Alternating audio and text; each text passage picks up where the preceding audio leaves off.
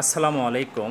ষষ্ঠ গণবিজ্ঞপ্তির মেধা তালিকায় নিজেদেরকে শেষের দিকে দেখে অনেকেরই মন খারাপ। অনেকেই চিন্তা করছেন শেষ পর্যন্ত নিয়োগ সুপারিশ পাবেন কি না। আজকের আলোচনায় যারা মেধা তালিকার শেষের দিকে আছেন আপনারাও চাকরি পাবেন, কিভাবে চাকরি পাবেন সে সম্পর্কে বিস্তারিত বলবো।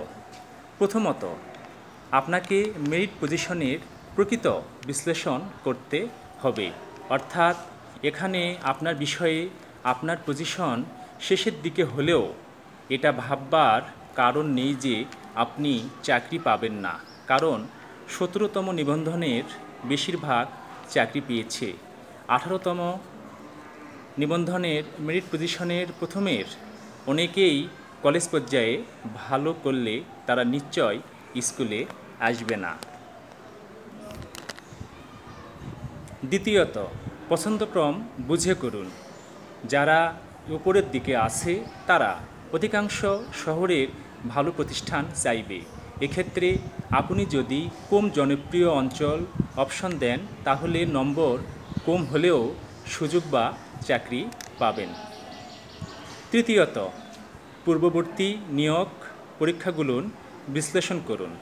পূর্বের নিয়োগ চক্রে অনেকেই চাকরি করেনি, কারণ তারা অন্য চাকরি পেয়ে গেছে, এর চাইতে তারা ভালো কোনো অপশান খুঁজে পেয়েছে।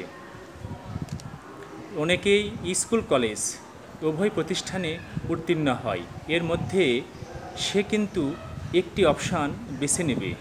যদি কোনো প্রার্থী স্কুল এবং কলেজ দুটোতেই উত্তীর্ণ হয় তাহলে নিশ্চয় সে স্কুলে আসতে চাইবে না।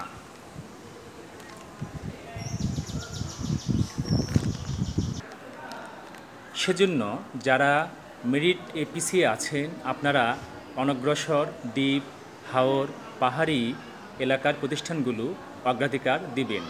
চাকরি হলেও কোনো এক সময় বদলির সুযোগ পেয়ে নিজ এলাকায় আসতে পারবেন।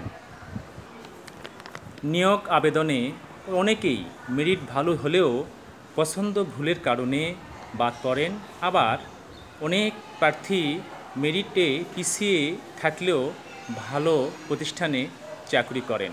তাই আপনারা আবেদনের সময় 40টি প্রতিষ্ঠান চয়েসের ক্ষেত্রে একটু ভেবে চিন্তে আবেদন করবেন, কারণ একটু ভুলের জন্য বা অসতর্কতার জন্য আপনারা চাকরি নাও পেতে পারেন।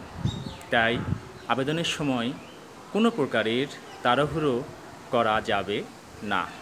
আপনাদের সবার জন্য শুভকামনা।